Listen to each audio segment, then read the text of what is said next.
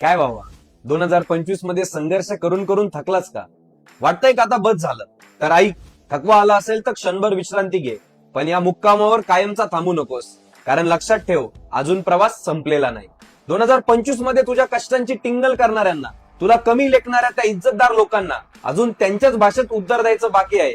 त्यांनी तुला संपलेलं समजलं असेल, पण त्यांना काय माहिती की तू 2026च्या वादळापूर्वीची शांतता आहेस. 2025 हा तुझ्या संघर्षाचा काळ होता, पण 2026 हा तुझ्या विजयाचा काळ असणार आहे. ज्यांनी तुला हिणवलं असेल त्यांना तुझं यश बघायला भाग पाड, आणि ज्यांनी तुला रडवलं असेल त्यांच्या डोळ्यात तुझं कर्तृत्व बघून पाणी येईल असं काहीतरी करून दाखव, आणि मग विश्रांती घे. स्वतःला सावर आणि पुन्हा एकदा पेटून उठ, कारण तुझं खरं उत्तर तुझ्या शब्दात नाही तर तुझ्या 2026च्या रिझल्ट मध्ये असेल. कारण 2026 तुला जिंकायचंय बाबा.